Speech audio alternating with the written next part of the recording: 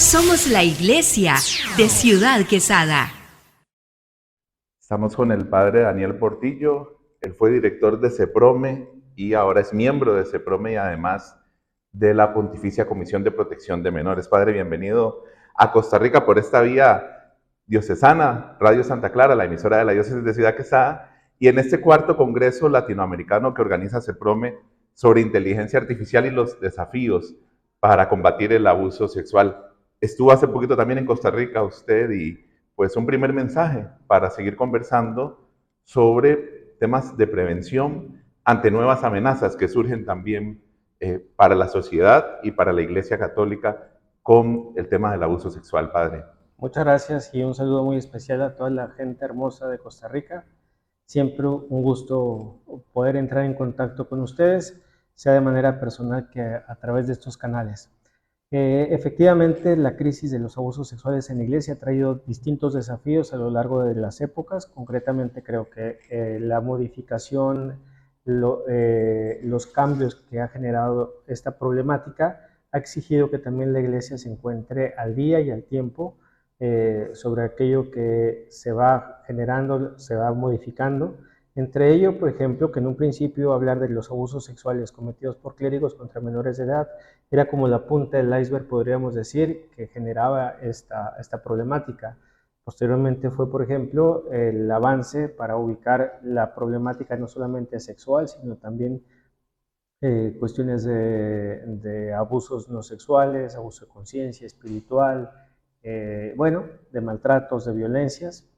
Pero ahora el tema que nos ha reunido aquí en el cuarto congreso es el desafío de la inteligencia artificial, robo de identidad, toda la cuestión del mismo tráfico de imágenes que pueden poner o vulnerar la dignidad de un menor de edad, las extorsiones que esto pueda generarse y un punto fundamental es el abordaje de la responsabilidad que las personas tienen a partir de esto. Es decir, que no podemos decir, lo ha señalado y reiterado el Santo Padre, que el hecho de pensar que este tema, este desafío es global, uno puede decir que no es una problemática que me concierne a mí, ¿no? Sino asumir la responsabilidad entre todos sobre lo que la inteligencia artificial misma nos presenta como desafío.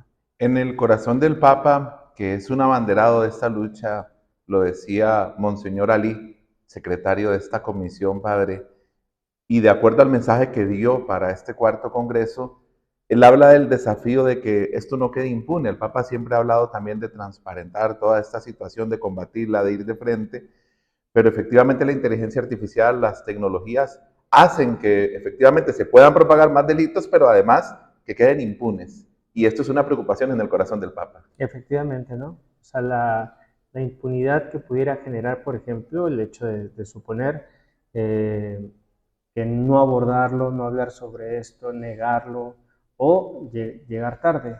Yo creo que como Iglesia también una responsabilidad que de pronto nos toca es que en muchas ocasiones hemos llegado tarde a algunas de las problemáticas que debimos haber afrontado a tiempo. La inteligencia artificial, creo que el reto que tiene y toda la belleza que en sí nos ofrece, sobre todo por los avances mismos que contiene, también nos motiva a poner alerta a las realidades o desafíos o problemáticas que es importante detectar. Sobre todo, insisto en todo aquello que pueda atentar contra la dignidad o la integridad de los niños, niñas y adolescentes. Al momento de esta entrevista, padre, están cambiando software, están avanzando nuevos dispositivos, la inteligencia artificial sigue avanzando. Y quería hacer una conexión con un tema que hablaban en el primer día de este encuentro, que decían con respecto a la tecnología que no podíamos correr si no sabemos caminar, pero usando esa misma analogía ahora con inteligencia artificial, ¿en qué punto está la Iglesia? Porque ciertamente ha dado pasos. No podríamos decir que la Iglesia se ha quedado encerrada porque por muchos años ha venido tratando de hacer una fuerte lucha de prevención, de abordaje de abusos, de cuidado de las víctimas, de atención a las víctimas. Entonces, ¿en qué punto nos encontraríamos? Sobre todo, hablando también al nivel de este congreso que está organizando CEPROME, que fue pues llamativo decía la doctora Fran, sorpresivo el tema elegido, pero que es actual. Sí, justamente hace un año cuando lanzábamos la sede y lanzábamos también la temática, recibimos incluso algunos comentarios negativos sobre el abordaje de este tema, ¿no? ¿Por qué razón íbamos a hablar de esto? Más aún, una persona refirió diciéndonos, bueno, ¿qué va a ser en el siguiente congreso? La prevención del Marte era como un tema, ¿no? Esto para señalar que en estos 365 días, de aquel día para este, nos vamos dando cuenta que quizás ya en eso ya habíamos llegado tarde. Es decir, que este tema debió haber sido abordado todavía años atrás, ¿no? El mundo cambia en segundos, como lo has referido, y es importante ir detectando y darnos cuenta concretamente en dónde estamos, qué estamos haciendo nosotros. No te puedo decir que verdaderamente la iglesia hoy esté avanzando con digamos, con la rapidez que desearíamos, pero deseamos que estén los motores encendidos. Es decir, la disposición institucional para avanzar y comenzar el camino. Eso podría ser un buen avance, ¿no? Porque sería soberbio de nuestra parte decir que estamos corriendo, que estamos avanzando, y por otro lado decimos que quizá la problemática no se ha abordado aún. Pero por otro lado, también pudiéramos pensar que esta problemática nos ha motivado a que los motores se enciendan. Y creo que cuando un motor se enciende, muchas esperanzas también afloran, ¿no? La expectativa también de mejorar, de hacer un cambio distinto. De frente al abuso sexual que sabemos está presente en la sociedad, que ha estado presente en la iglesia, vuelve la iglesia, digamos, a levantar la voz. El Papa ha cambiado legislación canónica, ha ido al frente, como hablábamos, en los últimos años se ha acelerado pues un montón de pasos que tal vez en otros momentos no se dieron, padre. Y en este tema de inteligencia artificial, sin satanizarlas, ¿verdad? Se ha dicho en el Congreso, lo que el Papa pide es un buen uso de la herramienta. Hablaban también en este primer día del Congreso de la algorética, ¿verdad? Del manejo ético, si se quiere, de la tecnología. Vuelve la iglesia a tener una voz importante, padre, con estos congresos o con estas acciones que está tomando en los últimos años. Sobre todo porque en el tema de conciencia también es volver la mirada sobre la ética en el manejo de lo que se realiza en la inteligencia artificial.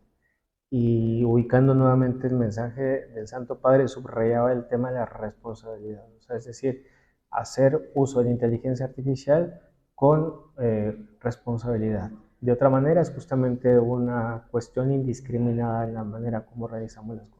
La Pontificia Comisión de Protección de Menores ha puesto su mirada en Costa Rica para hacer un plan piloto en el abordaje también y en el trabajo de prevención. ¿Qué nos podría decir, padre? ¿Cómo nos miran desde la Pontificia Comisión? ¿Por qué nos eligen? Porque también lo hemos hablado, sabemos que se han dado situaciones dolorosas, pero también se ha querido ir caminando poco a poco. No hay una iglesia, por decirlo así, en un país que esté exento de abusos. Es decir, no encontraríamos el día de hoy, lamentablemente es vergonzoso decirlo, pero no porque sea una realidad exclusiva de la iglesia, pero también podríamos decirlo abiertamente, no existe una iglesia libre de historial de abuso, ¿no? Entonces, pues es importante también haber ubicado que Costa Rica para nosotros representa una iglesia que ha estado en desarrollo, sobre todo en el tema de prevención. Ha trabajado, por ejemplo, en las líneas guía, se actualizaron para el 19 y continúan actualizándose. Por eso es que entran en este proyecto piloto, donde efectivamente, como mencionas, son 4 países en el mundo, una por continente: Zimbabue, Polonia, y las islas del Pacífico, Tonga en específico, junto con Costa Rica, quienes forman estos 4 países, que dos de estos países ya con líneas guía, como es el caso de Costa Rica, que se les ha hecho justamente una valoración de las políticas de prevención, y ahora se les envía un informe sobre estas políticas que ya tienen, para que a partir de ellas podamos generar una actualización de las mismas con aquello que ustedes consideren oportuno. Después, el hecho de la implementación de los sistemas receptores de denuncias, de la formación que se ha hecho, del Consejo Nacional que se ha instituido, de las comisiones diocesanas. Así pudiéramos tardarnos mucho en este momento con esto, solo para decirte que pareciera muchas veces que los esfuerzos que hacemos no se hablan o no se dicen de esto, pero creo que siempre es importante también que las cosas se cuenten, porque muchas veces lo que se narra son los escándalos, no los esfuerzos que muchas veces las iglesias realizan. ¿Cómo ven a Costa Rica en esa vía? Usted lo decía bien, cuando se actualiza todo esto en el 19, por ejemplo, la Comisión de Ciudad Quesada se forma en el 19, creo que fue la primera, y fue la primera también en los últimos meses en renovar sus estructuras con una comisión de escucha y una comisión ya estructurada, si se quiere, solamente para el tema de prevención. ¿Cómo nos miran? Porque además se quiere que las 8 diócesis del país, en el caso de Costa Rica, caminen juntas. Efectivamente, y la idea es justo lo que están mencionando, ver de qué manera podemos irnos permanentemente actualizando en lo que estamos realizando hasta el día de hoy, ver de qué forma, por ejemplo, estructuramos o establecemos, por ejemplo, patrones que puedan beneficiar sobre todo a la comunidad, haciendo de nuestros recursos algo que sea más abierto y transparente. Dos cosas que considero muy importantes resaltar de Costa Rica: la disponibilidad tanto para que las estructuras como para que las políticas se mantengan en desarrollo, es decir, en actualización. Las políticas me refiero a líneas guía, a protocolos que están justamente permanentemente actualizándose. Y las estructuras me refiero, lo que has mencionado tú ahora, ¿no? La necesidad de darle un giro, una actualización a aquello que según la renovación canónica también lo va pidiendo, la distinción de lo que son un sistema receptor de denuncias, un centro de escucha, un espacio de formación, etc. Entonces, irnos actualizando permanentemente sabiendo que vamos escribiendo juntos esta historia, ¿no? Dos temitas finales, padre. En Ciudad Quesada, nuestro obispo, hace un par de años estableció, digamos que una serie de líneas guía para el uso de redes sociales, de tecnología, pensando, por supuesto, en su buen uso para clérigos, religiosos, religiosas, laicos.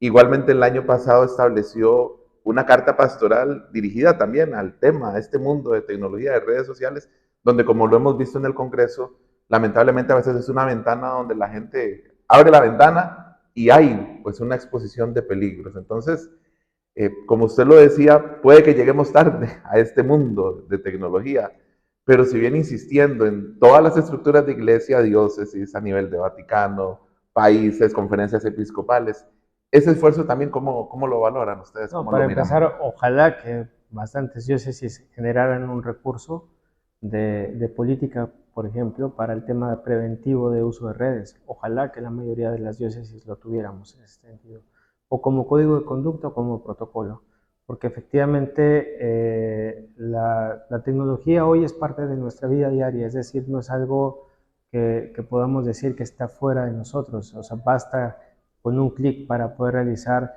distintas cosas, basta un clic para entrar en comunicación con distintas personas que están lejos de nosotros, aquí en Lima nosotros, ustedes allá en Quesada, en Ciudad Quesada o en algún lugar de Costa Rica. Justo esto para decir que la tecnología ya está aquí entre nosotros, ha venido a quedarse y efectivamente no es algo para satanizarla, sino cómo podemos generar y armonizar que estos esfuerzos sean de la mejor manera. Finalmente, quinto Congreso Latinoamericano de CEPROME, pues espera a Costa Rica y Costa Rica espera a este quinto Congreso. De nuevo, son luces, creo yo, en medio de un mundo que exige una respuesta de iglesia. Y bueno, para Costa Rica, con mucha razón, el poder seguir dando pasos y caminando en lo que pues el Papa ha pedido. Nosotros felices de trabajar con una iglesia que quiera trabajar para la prevención. Así que si Costa Rica está dispuesta a seguir trabajando por la prevención, nosotros felices de trabajar con Costa Rica siempre. Ese es el punto, justo. Porque creo que se trabaja siempre como iglesia y se trabaja bien como iglesia cuando ponemos la disposición para continuar avanzando en esto, ¿no? No podemos decir esto no es mío, esto no me toca, esto es de otro país, ¿no? O sea, el beneficio tenga Costa Rica repercute en la Iglesia Universal. El beneficio que tenga otra iglesia favorece también. Y lo que va en detrimento también o alguna situación que pueda ser catastrófica en un país repercute también en todos.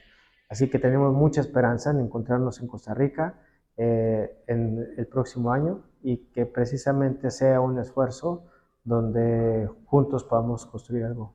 Un mensaje final, usted, padre, como miembro de la Pontificia Comisión de Protección de Menores, para el que escuche este mensaje, sacerdotes, personas, laicos, gente que incluso de repente pudo haber sido víctima también. ¿Qué mensaje tiene la iglesia para todos nosotros en la iglesia? Lo quisiera mencionar un poco más amplio todavía, decir que como creyentes ojalá que dejemos una mejor iglesia que aquella que nos recibió cuando nos bautizaron. Y que esto que representa para nosotros una deuda histórica hoy, que debemos enfrentarla, pues ojalá que la enfrentemos con mucha valentía y con mucho esfuerzo.